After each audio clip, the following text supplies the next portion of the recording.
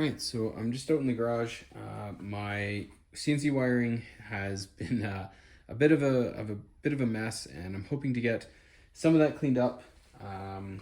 But anyway, my main goal today is to try and get some machine movement with the new Nighthawk CNC controller. So my main goal is to switch out the connectors and get everything wired up to the new controller and get the machine moving. One of the things to note with the Nighthawk, good to grab the manual. It's just a PDF linked on the website. Print it off or have it for reference during the install just to go over things. One of the first things you'll want to do is decide what kind of microsteps you're using. The microsteps are set using these dip switches beside each driver. So by default, when you get it, at least mine anyways, was pre-configured for 3 amp output to the stepper motors. So if you need to fine tune that, that is covered in the guide. You do have to take the casing apart and use a multimeter and make some adjustments, but at least the sticker on mine noted that all of the drivers were set to a 3 amp output, which works for my drivers, so I'm going to leave it at that. But if you want to use a different microstepping, in my case this is preset to 8 microsteps, there is an adjustment that you can make, and you use the 3 little dip switches here to make those adjustments. Without having to take the casing off, you will need something pretty small, like a very small screwdriver, or maybe even a dental pick to set those. There's only 3 per driver to do, and they only have 2 positions, so it's relatively straightforward. But just wanted to note that when you get started, you will have to make those adjustments. So yeah, just note that. But yeah, in the meantime, what I'm going to work on is cleaning up the wiring a little bit and getting everything cut over. I don't think I'm going to record all that, just because it's going to be a lot of me futzing around with wire strippers and cleaning up wiring. But I will go over the end result of wiring it all up. Okay. All right, so just as a quick little update, while I'm cleaning up my rat's nest, or at least pulling my rat's nest apart, I'm just using some painter's tape and Sharpie and just quickly making some labels. I couldn't find my label maker this morning when I woke up, so definitely not a bad option if you have a label maker. Just make sure everything's labeled as you start to pull things apart, because it can get very confusing very quickly. All right, so I'm going to continue my endeavor, just pulling out the various wires from the current controller and get them ready to put onto the new controller. All right, so I've got the Nighthawk controller set up and everything moved over almost. I have two caveats. I need to connect my basically my SSR for my vacuum, probably up to the flood port, and I just haven't had a chance to do that. And then I need to sort out my pump, my water cooling pump. So this is a 12 volt, essentially computer setup, computer cooling setup. So I just need to pull 12 volts and figure out how to turn that on and off from the controller. So I got 2 little things left to do, but I just wanted to kind of go over where I'm at with wiring. There was a couple questions around if I was switching out my limit switches or anything like that. I was able to get my normally open, so NPP, NO proximity switches set up and working. It was pretty straightforward and easy. So on the Nighthawk, one of the nice things is between the X Pro V5 and the Super Longboard and the Nighthawk, they all share the same 5mm pitch Phoenix connector, or weld-free connectors. So you can basically just straight unplug those from one of those other controllers and directly into the Nighthawk. So I didn't have to remove all the terminals and switch over all the blocks. That was done for me. Well, that was compatible, so no worries there. I did mention in the first part of the video, just on the dip switches, I did change those to 1/16 stepping from the default of 1/8 stepping, and set up my Ultimate V for that. And so far it's been working well. And as you can see here, I did have to do a little bit of essentially some wire splicing here for the limit switches. So what I have set up here is this is the actual limit, the sensor port. So sensor port goes to the far side of the limits. So I'm using X, Y, Z, and the A. So A is my secondary Y axis. So I do have dual Y homing.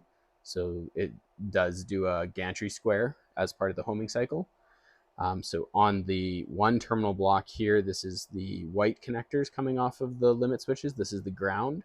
And I just have this going to the 12 volt ground pin on the Nighthawk controller. And then same thing with the 12 volt. I've split out 12 volts from the 12 volt line on the Nighthawk into a just a lever nut. And that's powering the limit switches. And everything there is happy. So these are my current switches that I'm using. Get that to focus. There we go. And those are working okay. In hindsight, I probably would have ordered them as normally closed, but not really a problem so far. And then the other thing that I have hooked up is my spindle. So this is my VFD connection. So it's using the 0 to 10 forward, reverse, and a ground connector. And this is the H100 VFD. I probably wouldn't recommend this one. It's fine, but the other brand, I can't remember the name of it off the top of my head, but the gray box is definitely more supported. There's just more documentation out there. This one's been a bit of a pain in the butt to get working, and there's a part of it that I don't love. So basically how I have this set up right now is it's set up for forward and reverse. So I can get forward and reverse out of it. So if I send an M3, it goes counterclockwise. If I send an M4, it goes clockwise.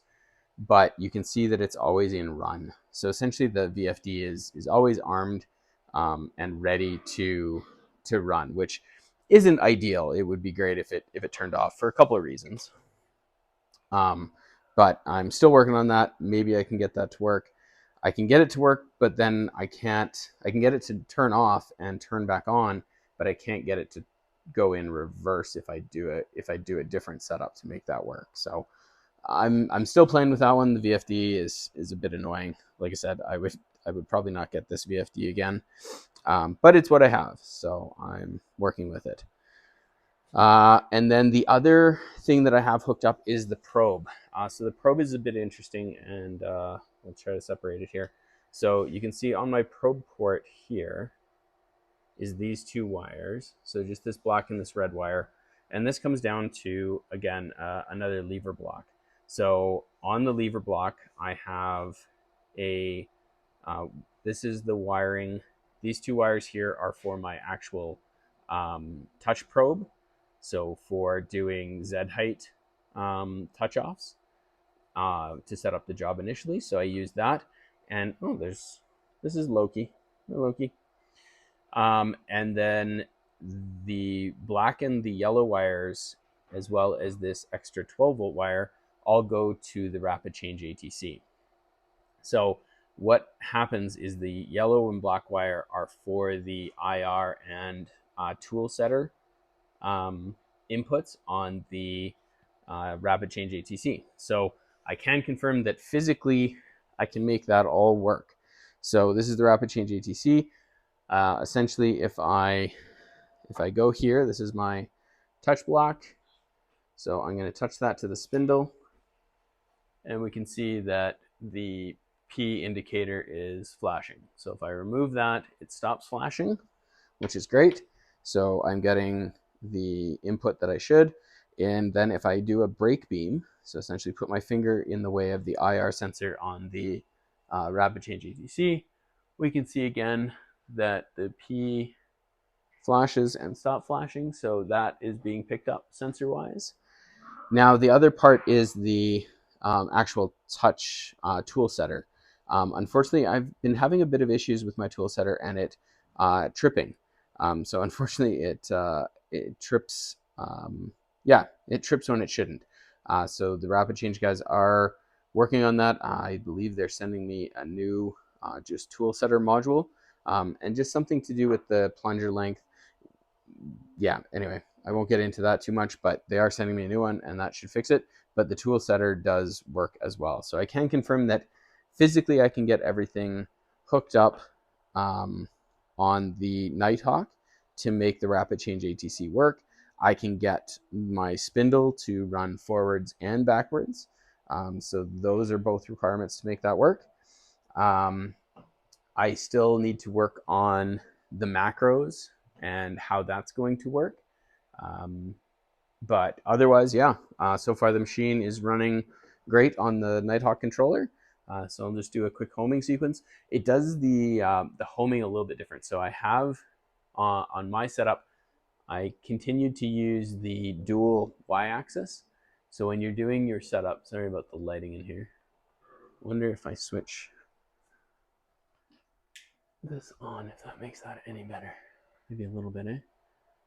Yeah, maybe a little bit not. So when I go in to set the machine up for the homing, to do dual Y, you basically have to set your homing order. So I have the Z home first, then it homes X, then it homes Y, and then you set the dual Y axis is basically how you get that to work. So if I go to run job, I don't need to be on the screen, but anyway, I'm going to home the machine. So there's X, or sorry, Z and X.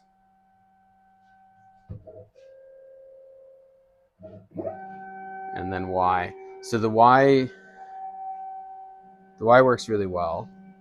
So it's going to come back.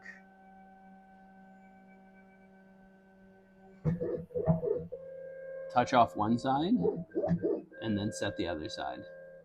So now my gantry is square. So when I bring that forward and I measure from my front plates, when I measure to the axis or to the machine plates, everything is nice and square. So just keeps one less thing to worry about when you go to run a job. So I do like having that, and it was great that the Nighthawk supported that. So yeah, so far, like I said, my wiring has gone well. I've got 2 things to finish off here, but the issue I have is that the pump and the fans require more voltage or amperage output than is recommended to run off of the 12-volt rail on the Nighthawk. So I'm going to have to make a second 12-volt rail. Right now I just have a single 24-volt rail to work with. So I've got to set up a 12-volt rail, probably just with a buck converter to get power to the pump. So I'll do that here hopefully soon. But yeah, things with the Nighthawk are going well. I am connected via Bluetooth. So I've got a Intel NUC PC, and using Bluetooth on the Nighthawk, I have everything up and running. With the Nighthawk, they don't recommend running it over the USB. The USB is there for initial setup.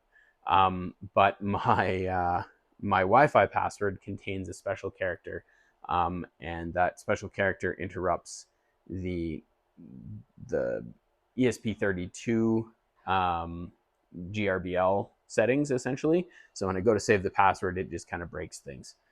So I wasn't able to use the password, and I didn't feel like changing my password for my entire network just yet. So I will probably get to that, but for right now, I'm running it over Bluetooth, and so far, so good. So yeah, that is where I'm at with my Nighthawk CNC controller setup.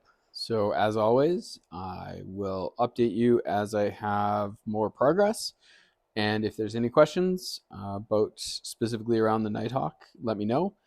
And I will also give an update more specifically around the Rapid Change ATC and the Nighthawk controller here shortly, once I have a little bit more time in the garage. Thanks for your time.